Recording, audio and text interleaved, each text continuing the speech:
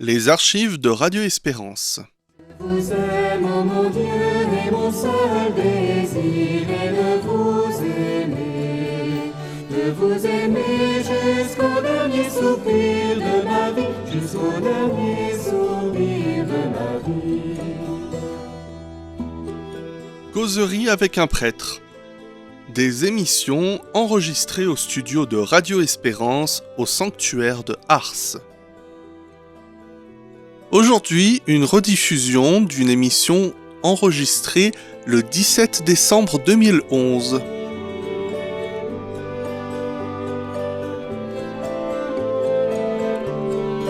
Causerie avec un prêtre. Ce soir, nous parlerons du temps de l'Avent.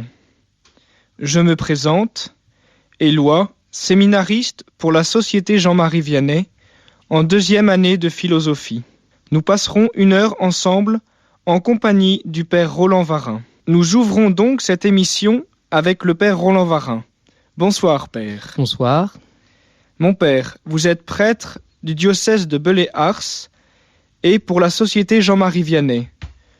Vous êtes actuellement vicaire à la paroisse de Châtillon-sur-Chalaronne et professeur au séminaire de la Société Jean-Marie Vianney. Alors, Père, ce soir, nous abordons le thème du temps de l'Avent.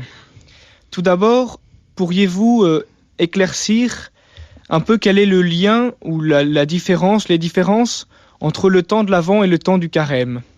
Tout à fait. Un peu spontanément, effectivement, on peut considérer que le temps de l'Avent est à Noël ce que le Carême est à Pâques. Ce n'est pas totalement faux. Dans les deux cas, il s'agit bien d'une période préparatoire qui nous prépare à cette grande fête chrétienne, Noël ou Pâques. Seulement, les tonalités de chacune de ces périodes sont fort différentes, même si à chaque fois, l'on prend effectivement la couleur violette. Le temps du Carême, petit rappel, c'est plus à proprement parler le temps de la conversion, où l'on s'efforce de changer notre vie, de la mettre dans la lumière du Seigneur pour revivre le mystère de notre salut dans la nuit de Pâques. Ce qui focalise notre attention pendant le Carême, c'est notre baptême et le changement de vie qu'il implique pour nous. Le temps de l'Avent, quant à lui, même si lui aussi est marqué par cette couleur violette, est certes un temps de pénitence et de sobriété, mais c'est une sobriété qui va être marquée par l'attente vigilante du Seigneur, dans la certitude de sa venue et dans la certitude de sa présence. Aussi, l'effort propre au temps de l'Avent sera-t-il de reprendre conscience dans l'Esprit Saint que nous vivons en présence du Seigneur à chaque instant et qu'il vient à notre rencontre. Pendant le temps de l'Avent, il s'agit en quelque sorte de faire une place dans notre vie au Seigneur qui vient nous sauver, de laisser raviver en nous le désir de sa venue, qui est en fait le désir de Dieu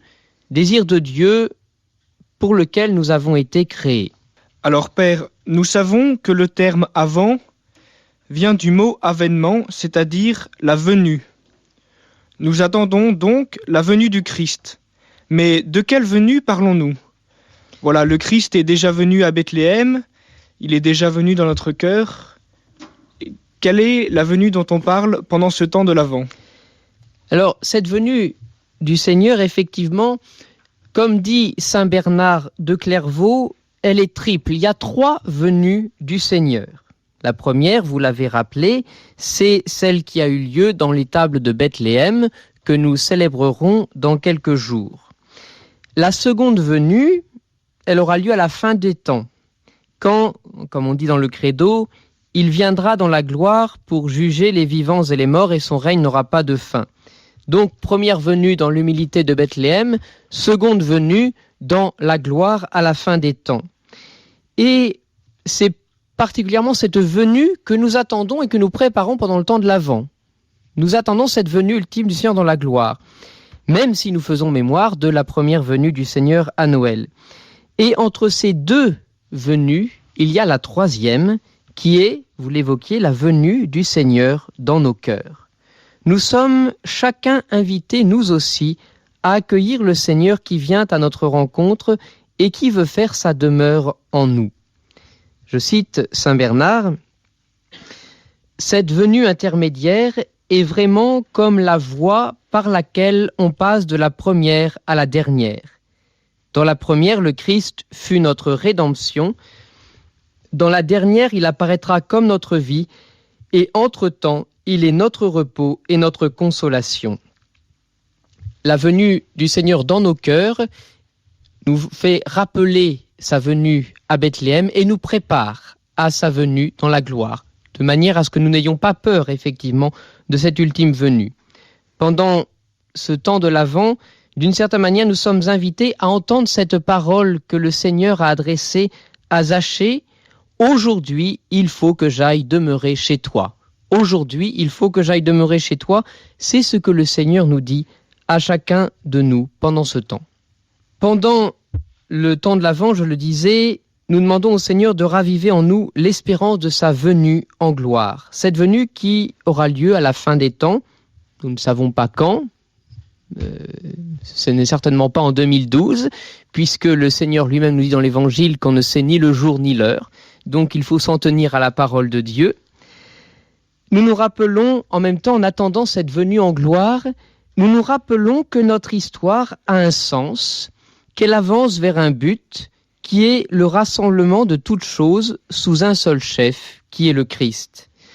Et dans ce temps de l'Avent, nous revivons aussi, d'une certaine manière, l'espérance et l'attente du peuple juif qui attendait le Messie.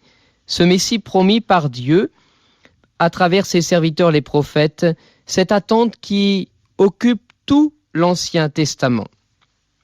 Cette attente, elle est pour nous toujours actuelle, car nous attendons encore l'accomplissement parfait de la venue du Messie à la fin des temps. Et nous nous préparons à cette venue en vivant déjà dans la présence du Seigneur. Voilà, alors concrètement, pour nous préparer à la venue du Christ, que pouvons-nous faire ? Comment préparer notre cœur ? Et avec qui, justement, pouvons-nous nous préparer à cette venue du Christ ? Voilà, le temps de l'Avent, effectivement, ça va être un temps particulier de prière et l'Église nous propose 2 figures, justement, pour nous aider à prier pendant le temps de l'Avent. Ce sont la Vierge Marie et Saint Jean-Baptiste. Et la Vierge Marie, pendant le temps de l'Avent, on célèbre son Immaculée Conception le 8 décembre.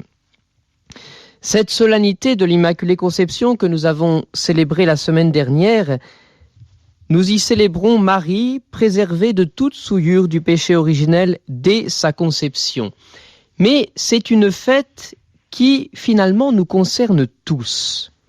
Parce qu'il ne faudrait pas voir Marie comme un personnage à part, bien loin de nous. C'est tout le contraire. L'Immaculée Conception, que nous célébrons au cœur de l'Avent, manifeste avant tout que, en Marie, Dieu commence à réaliser ce qu'il a promis, qu'il commence à réaliser notre salut. Marie, c'est pas celle qui est dans l'état d'Adam avant la chute. Marie, c'est la première des sauvées.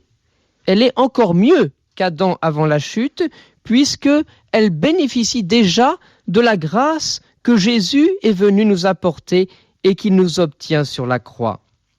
Marie, elle est la première des sauvées. Comme elle devait être la mère de Dieu, elle ne pouvait être que la toute sainte. Mais cette grâce lui est accordée déjà en considération des mérites de la mort de son Fils. On pourrait dire que la puissance du salut que le Seigneur vient nous apporter en Jésus, en venant lui-même, cette puissance est si forte qu'elle va préserver par anticipation celle qui l'accueillera dans sa chair. Elle va la préserver de toute tâche du péché. Et Marie, préservée du péché, Marie immaculée, est infiniment proche de nous. C'est elle qui, pendant le temps de l'Avent, nous apprend à vivre en présence de Dieu. Elle nous apprend à vivre en présence de son Fils. Tout simplement parce qu'elle l'a porté 9 mois en elle, comme le récit de l'Annonciation nous permet de l'évoquer. Jésus a vécu près de 30 ans auprès de sa mère. Marie est le plus grand témoin de la présence cachée du Seigneur qui vient habiter notre monde. Et nous la prions avec plus d'insistance pendant l'Avent pour qu'elle nous apprenne, nous aussi, à vivre constamment en la présence toute simple, mais pourtant divine de son Fils. Dans la présence de Jésus, dans le silence et le secret, et Marie nous apprend aussi à garder et méditer toutes les paroles de Jésus dans notre cœur. Marie, première image, première personne qui nous accompagne sur le chemin de l'Avent. La deuxième personne, c'est bien entendu le Baptiste, le cousin de Jésus. Si Marie a été préservée, la première des sauvées, Jean-Baptiste est le premier sanctifié par la grâce de l'Esprit Saint à travers Marie lors de la visitation. Le Baptiste est celui qui est le premier à tressaillir dès le sein d'Élisabeth à l'approche de Jésus. Il est celui qui est envoyé préparer les chemins du Seigneur. Il est la voix qui crie dans le désert, la lampe qui réchauffe et qui éclaire, comme nous l'entendions aujourd'hui dans l'Évangile selon saint Jean.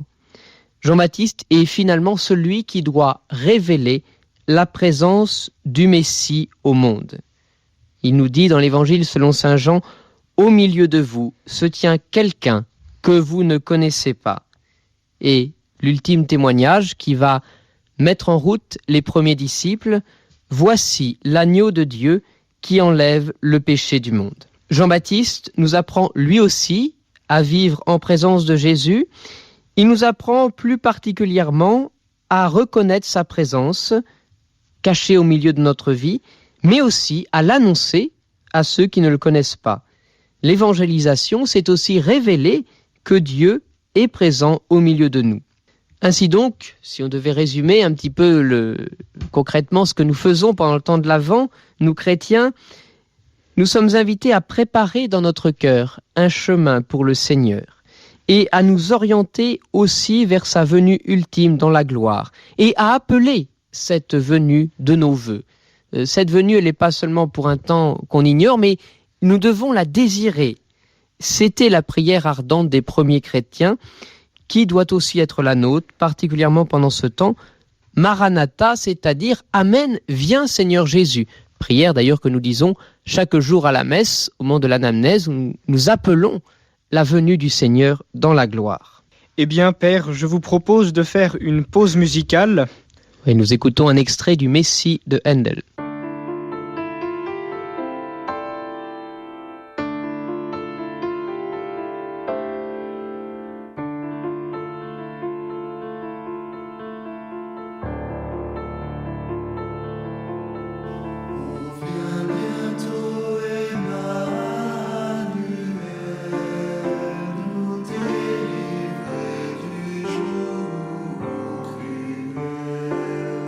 Et du péché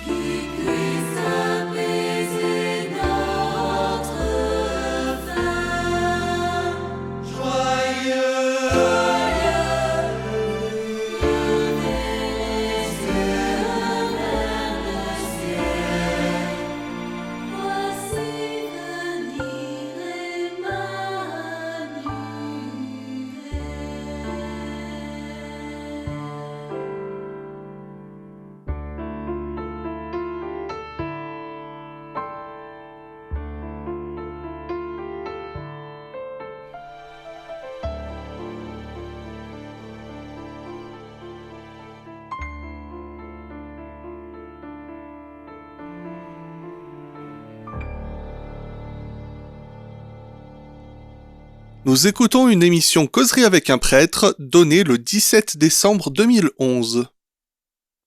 Radio Espérance, ce soir, Causerie avec un prêtre. Alors Père, nous en étions restés sur ce thème du temps de l'Avent, à Marie et Jean-Baptiste qui peuvent nous aider à vivre pendant ce temps de l'Avent. Et maintenant, est-ce que nous pourrions voir un peu comment l'Église, à travers la liturgie, nous aide à nous préparer à la venue du Christ ?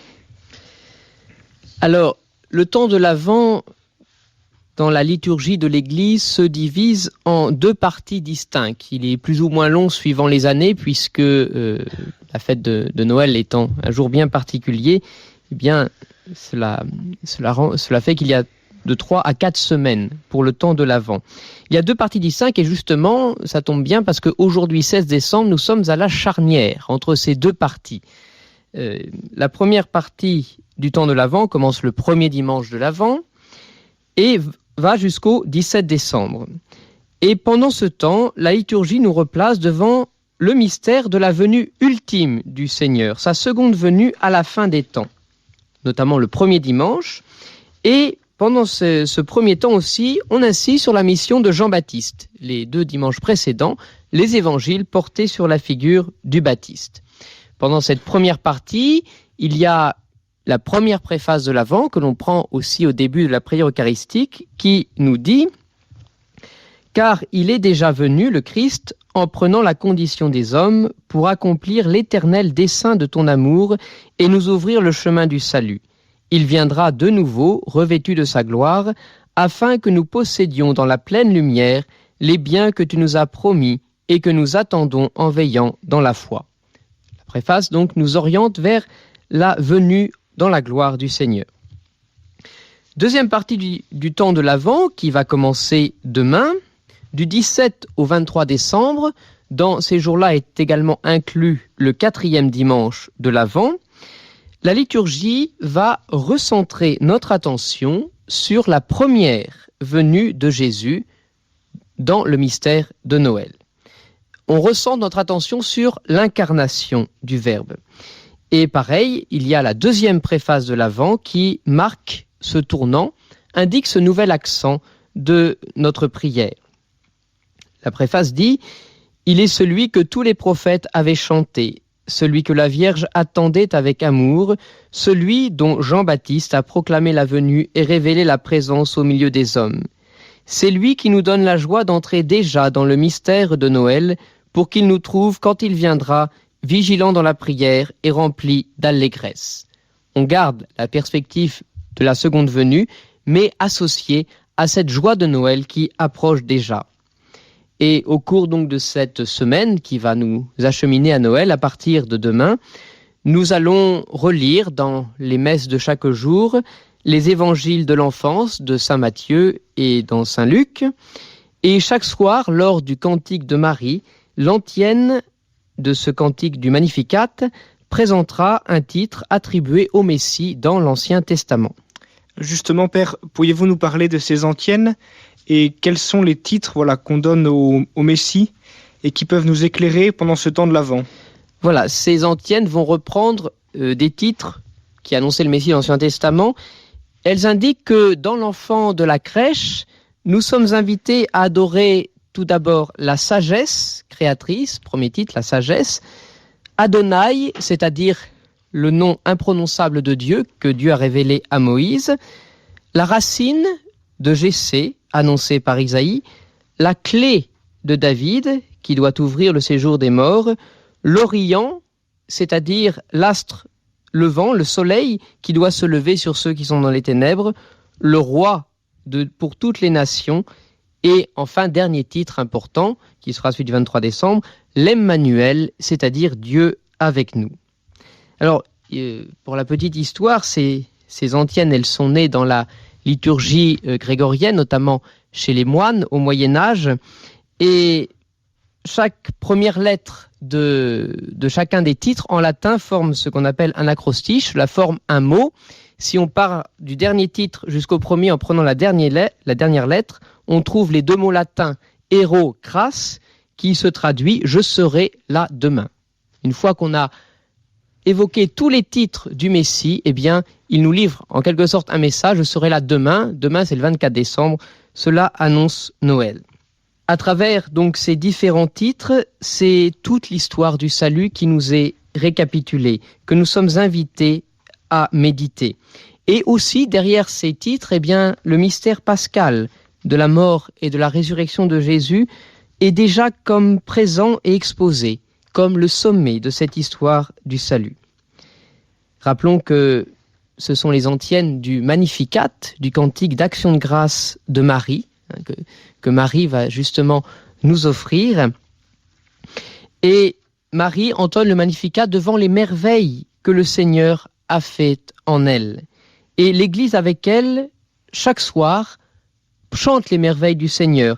Et bien dans cette semaine préparatoire à Noël, avec ces antiennes, nous chantons les merveilles du Seigneur selon un ordre particulier. Nous nous rappelons toute l'histoire du Seigneur qui vient à notre rencontre, qui vient nous sauver de la création à la parousie, à sa venue dans la gloire. Alors ces antiennes qui nous rappellent l'histoire du salut et que nous disons tous les soirs à l'office de Vêpres durant la semaine qui nous achemine à Noël, me semble un bon angle d'attaque justement pour pouvoir parler durant cette semaine qui nous prépare à Noël, cette dernière semaine de l'Avent, pour pouvoir nous préparer à recevoir le Seigneur et à essayer de comprendre quels sont les différents titres qu'on peut lui donner et comment ces titres vont nous aider à nous préparer, à préparer notre cœur. Donc ces antiennes, on les appelle effectivement les grandes eaux parce qu'en latin, elles commencent toutes par cette interjection « eau » qui sert à exprimer la joie et l'admiration devant l'œuvre de Dieu. Alors je ne m'arrêterai pas ce soir sur l'aspect musical, des personnes plus compétentes que moi pourraient le faire, mais simplement sur leur signification.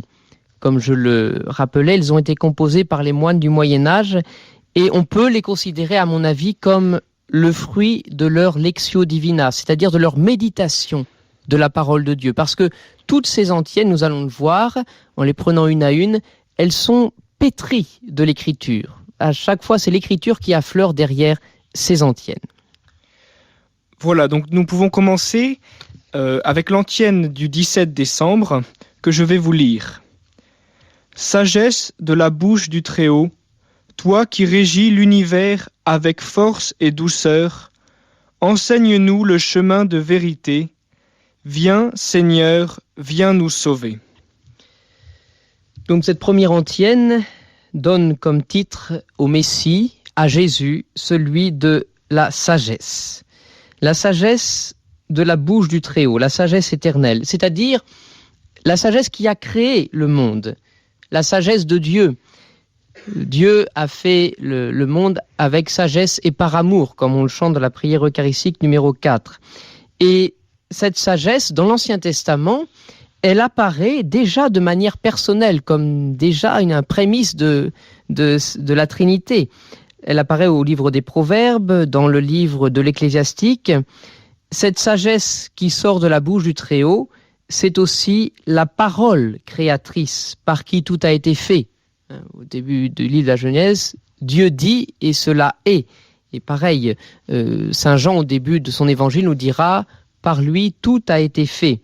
La parole, évidemment, c'est Jésus. Et nous demandons à cette sagesse éternelle qui se fait chair pour nous, nous lui demandons de venir nous enseigner le chemin, alors de vérité dans la traduction française, dans le texte latin, c'est le chemin de la prudence, c'est-à-dire le chemin de l'accomplissement de la volonté de Dieu. Et c'est bien ce que va faire le Verbe de Dieu en prenant notre humanité. Jésus est le chemin, comme il le dit dans l'Évangile selon saint Jean. Il marche le premier pour que nous allions sur ses traces, comme dira saint Pierre. Voilà donc l'antienne que nous du 17 décembre. Alors nous pouvons continuer avec l'antienne du 18 décembre que je vais vous lire. Chef de ton peuple, Israël, tu te révèles à Moïse dans le buisson ardent, et tu lui donnes la loi sur la montagne. Délivre-nous par la vigueur de ton bras. Viens, Seigneur, viens nous sauver. Voilà, alors le français met simplement chef de ton peuple Israël. Dans le latin, nous avons avant le mot chef, nous avons le terme Adonai. Adonai, c'est ce qui permet d'exprimer le nom inexprimable de Dieu dans l'Ancien Testament. C'est ce nom que Dieu a révélé à Moïse. Cette deuxième antienne, c'est la deuxième étape, pour ainsi dire, de l'histoire du salut après la création. C'est la libération du peuple hébreu de l'esclavage d'Égypte. C'est la première grande intervention de Dieu dans l'histoire.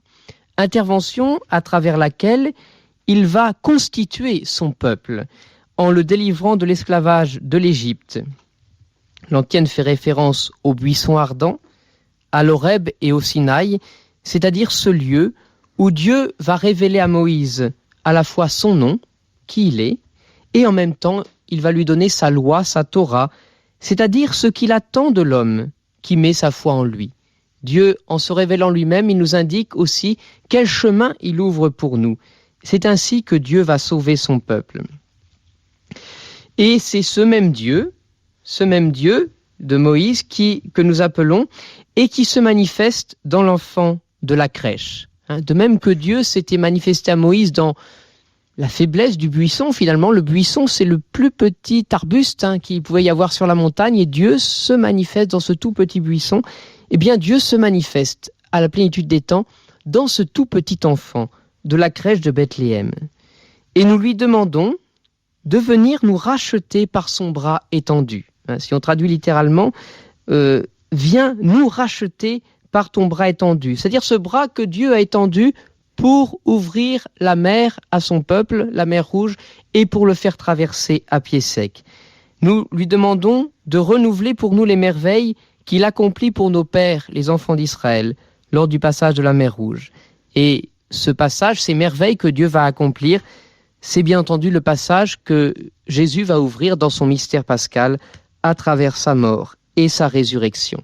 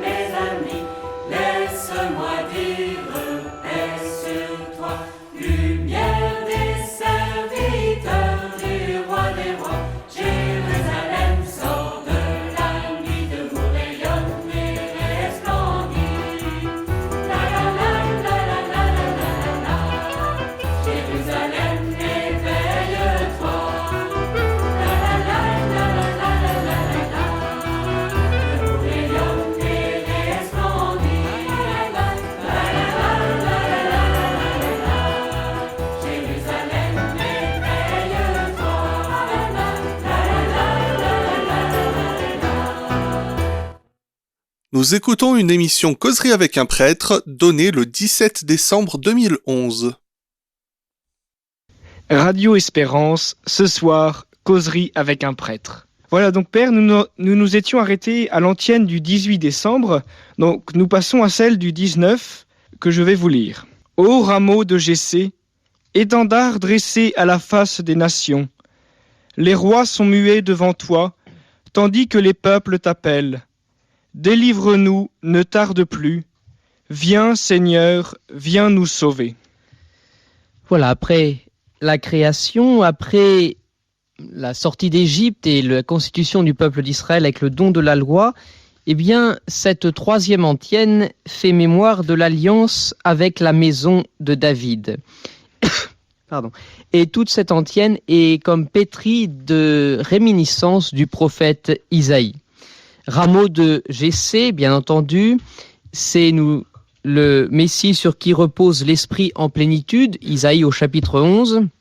C'est ce rameau qui surgit de la souche de Jessé. La souche, c'est-à-dire c'est un arbre qu'on a coupé, il ne reste plus grand-chose, mais parce que le Seigneur a fait alliance avec la maison de David, eh bien, il y a un rameau qui surgit quand même de cette souche de Jessé. Ce Messie, donc, sur qui repose l'Esprit en plénitude et qui établira la paix pour toujours sur la terre, pour son peuple et pour tous les peuples. C'est aussi, ce rameau de Jessé, un étendard qui se dressera en signe pour toutes les nations. Seulement, ce pouvoir royal qui est celui du Messie, fils de David, va passer par l'humiliation du Fils de Dieu. L'antienne dit « Les rois sont muets devant toi, tandis que les peuples t'appellent ». Alors si on devait traduire plus littéralement, on mettrait un futur. Celui devant qui les rois se tairont, resteront bouche bée, c'est au chapitre 52 d'Isaïe, le serviteur souffrant. Le Messie, c'est aussi le serviteur souffrant, celui qui va porter sur lui le péché des multitudes pour les en délivrer. Et cette antienne, en faisant mention avec l'alliance avec David qui va être portée à son terme, ouvre déjà aux nations, ouvre déjà à l'universalité du salut qui n'est plus seulement pour le seul peuple d'Israël, ou plus exactement, le peuple d'Israël va voir sa vocation éclater à être signe pour toutes les nations. Donc nous demandons à travers cette antienne au Messie de venir pour nous libérer. Et l'attente même se fait impatiente, si on traduit littéralement le texte latin, c'est « ne tarde plus ». Ne tarde plus de venir nous sauver, mais cette libération passe effectivement par la croix. Voilà ensuite l'antienne du 20 décembre. Ô clé de David, ô sceptre d'Israël, tu ouvres et nul ne fermera, tu fermes et nul n'ouvrira. Arrache les captifs aux ténèbres, viens Seigneur, viens nous sauver. Alors, nous sommes toujours un peu dans l'ambiance d'Isaïe avec cette quatrième antienne. Le Messie est appelé clé de David. La clé de David, on retrouve cela en Isaïe 22, et c'est repris dans l'Apocalypse où effectivement le Fils de l'homme est représenté avec portant la clé de David. Apocalypse 3:7. Qu'est-ce que c'est que cette clé ? La clé, c'est le pouvoir, effectivement. Le Messie est celui qui a pleine autorité dans la maison de David. La clé signifie cette autorité. Jésus est celui qui vient ouvrir le royaume des morts. Celui qui vient délivrer celui qui est enchaîné dans la prison. Celui qui est assis dans les ténèbres et l'ombre de la mort. Ces derniers mots qu'on trouvons dans l'antienne sont aussi ceux du cantique de Zacharie que nous chantons tous les matins. L'enfant de Bethléem est celui qui vient nous délivrer de la mort, qui vient ouvrir définitivement le séjour des morts. Alors, comme dans l'antienne précédente, Radix Jessé, rameau de Jessé, on pouvait voir une allusion au mystère pascal, à la mort de Jésus sur la croix, l'allusion au serviteur souffrant. Ici, avec cette clé qui ouvre le séjour des morts, on peut voir une petite allusion à la descente aux enfers, après la mort où Jésus vient justement libérer les âmes des trépassés. Voilà, donc passons à l'antienne du 21 décembre. Ô soleil levant, splendeur de justice et lumière éternelle, illumine ceux qui habitent les ténèbres et l'ombre de la mort. Viens Seigneur, viens nous sauver.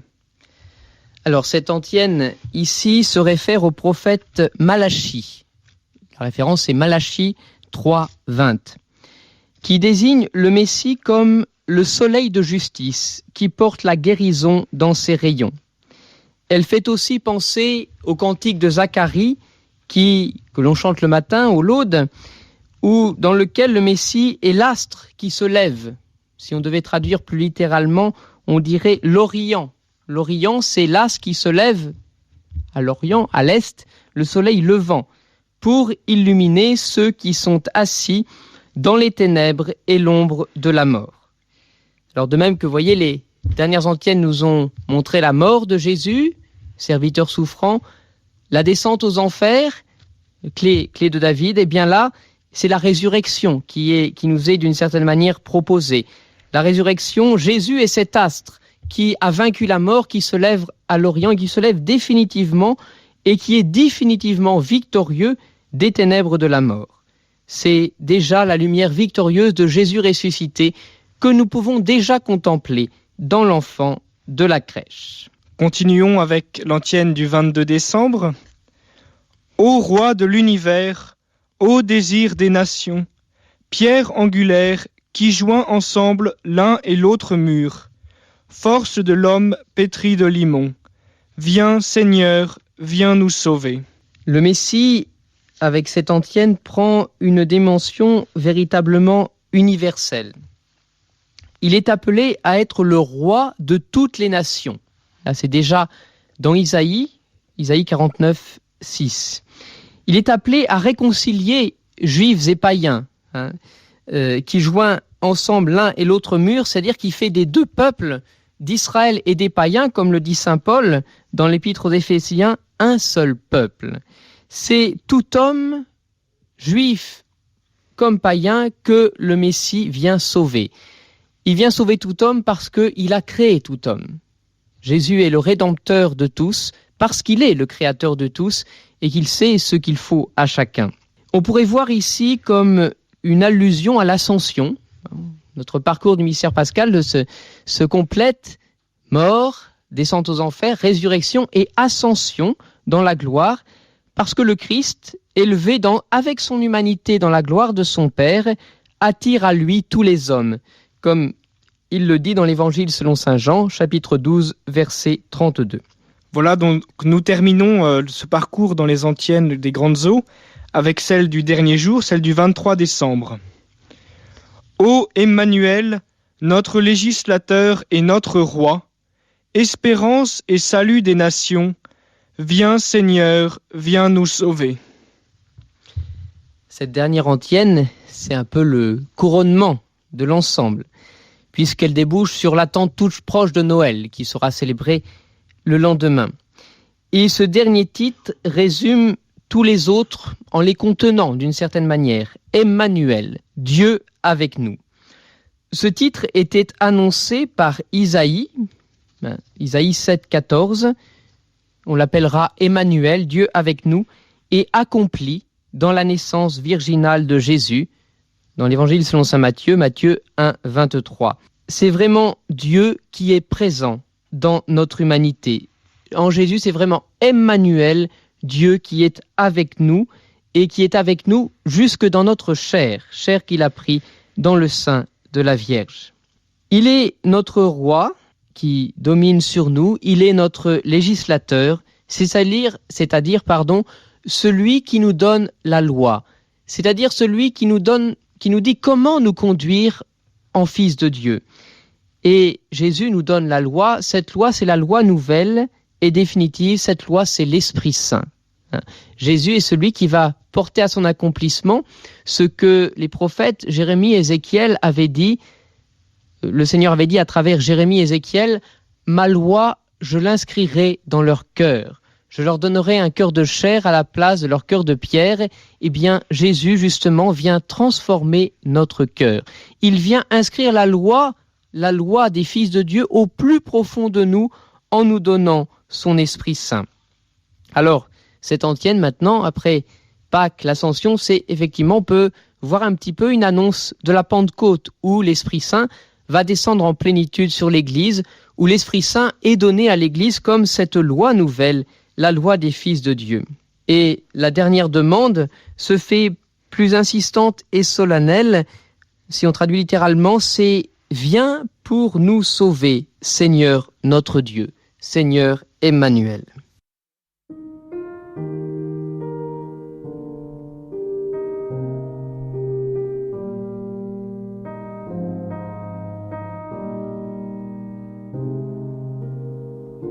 Voici que la Vierge est enceinte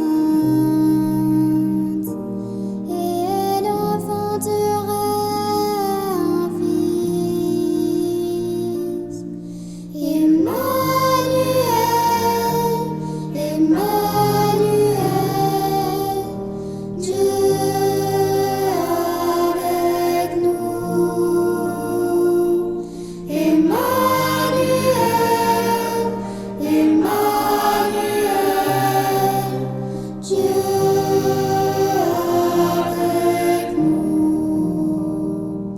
Voici que la terre est en fête, car il vient parmi nous le Sauveur.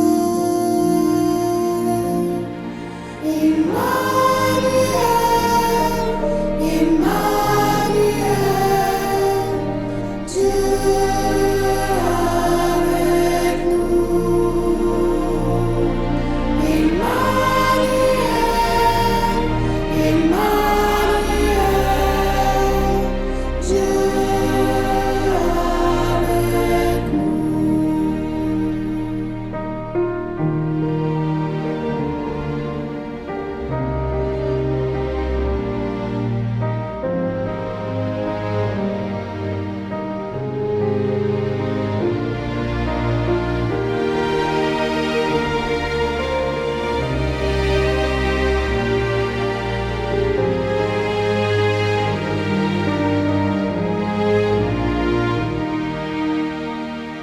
Voici que la Vierge est enceinte et elle enfantera un fils. Emmanuel, Emmanuel, Dieu avec nous. Emmanuel, Emmanuel, Dieu avec nous. Voici que la terre est en fête, car il vient parmi nous le Sauveur. Emmanuel, Emmanuel, Dieu avec nous. Emmanuel, Emmanuel, Dieu avec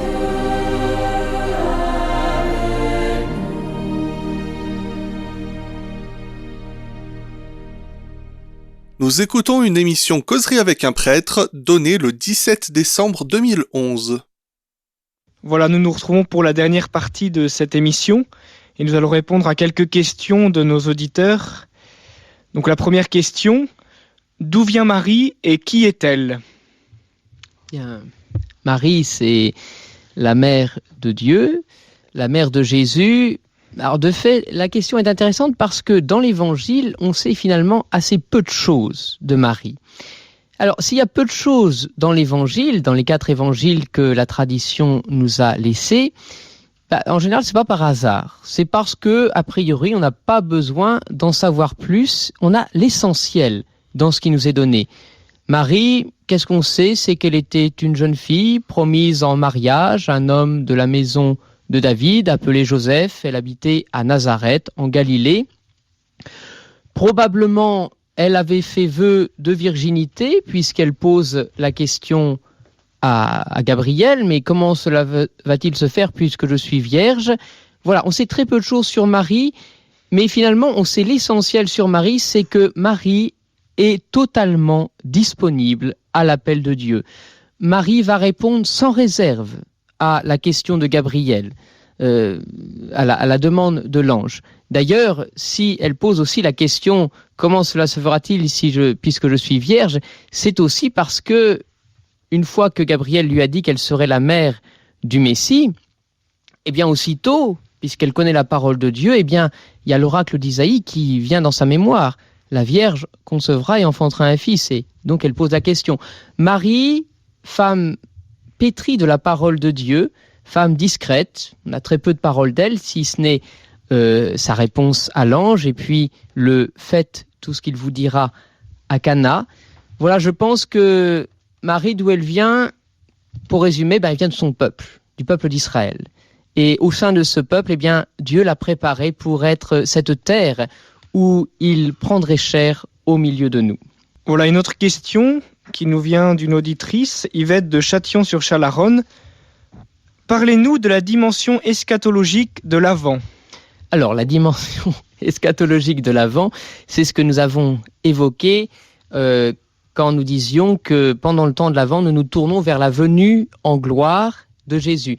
L'eschatologie, c'est ce qui concerne la fin, les fins dernières. Et justement, le temps de l'Avent est un temps un petit peu... Tout le temps de l'année est eschatologique, mais le temps de l'Avent l'est plus parce que nous essayons de raviver en nous ce désir que cette venue de Jésus arrive. Avec la prière notamment Maranatha. Viens Seigneur Jésus. Voilà une autre question. Comment le Christ Jésus est-il descendant de Jessé si c'est Joseph qui est de la maison de David, alors que Joseph n'est pas le père de Jésus? Oui, c'est une bonne question. Eh bien, il ne faudrait pas, à travers cela, minimiser le rôle de Joseph. Joseph, c'est, comme c'est dit dans l'Évangile selon saint Matthieu, c'est lui qui va donner le nom à Jésus. L'ange lui dit bien, tu lui donneras le nom de Jésus. Et donner un nom, dans la Bible, c'est un acte proprement paternel. Certes, Joseph n'est pas le père biologique de Jésus, mais il va assurer cette paternité humaine pour Jésus. Il va être, comme on dit, selon l'expression consacrée, le père nourricier de Jésus, et qui n'est pas une paternité au rabais, c'est une paternité pleine et entière pour l'humanité du Fils de Dieu. Voilà donc une dernière question qui nous est posée par un auditeur. Alors, qu'est-ce que cela veut dire être sauvé? Et nous sommes sauvés de quoi? Et une fois morts, où vont ceux qui ne sont pas sauvés, c'est-à-dire ceux qui ont refusé le Christ? Alors évidemment, c'est aussi une très bonne question parce que au fond, si on n'est pas sauvé, ça sert à rien que Jésus s'incarne. On appelle Jésus notre sauveur parce qu'il nous sauve. Mais de quoi nous sauve-t-il? Bien, en deux mots, il nous sauve de la mort et du péché. C'est-à-dire, il nous sauve de cet état de séparation d'avec Dieu que nous avons hérité de nos premiers parents. Dans la foi, nous croyons qu'au début de l'humanité, il y a eu cet acte du péché originel qui a été posé, où l'homme a consciemment refusé l'alliance première avec Dieu. Et il s'est mis lui-même dans un état de séparation d'avec Dieu. Et bien, Dieu ne nous a pas abandonnés au pouvoir de la mort, comme on le dit dans la liturgie, mais il nous est venu en aide et au plus haut point en venant lui-même en Jésus. Jésus est celui qui vient nous rétablir dans l'alliance avec Dieu. Jésus est celui qui nous ramène dans la maison du Père. Mais il ne va pas nous ramener forcément, évidemment, malgré nous. Saint Augustin dit « Dieu qui t'a créé sans toi ne te sauvera pas sans toi ». Si nous sommes sauvés, c'est parce que nous le voulons. Ceux qui ne sont pas sauvés, comme le précise la question d'ailleurs, ce sont ceux qui ont refusé le salut. Dieu ne leur a pas refusé le salut. Dieu se battra jusqu'à la dernière minute pour nous faire tomber de son côté, mais il ne violera pas le sanctuaire de notre liberté. Il ne fera pas l'économie que nous acceptions son salut. Pour répondre aussi à cette question, on peut penser à cette parabole du festin de noces, et où celui qui a invité de nombreuses personnes au festin fait le tour des invités, puis il en voit une qui n'a pas le vêtement de noces. Cette personne est peut-être entrée un peu malgré elle dans la salle, mais elle n'a pas le vêtement de noces, c'est-à-dire qu'elle n'a pas accepté pleinement le salut, elle n'est pas entrée dans la joie de son maître. Alors ceux qui ne sont pas sauvés, bien ils vont dans ce qu'on appelle l'enfer, c'est-à-dire l'état de séparation éternelle d'avec Dieu. Mais précisons bien que c'est eux-mêmes qui s'y sont mis.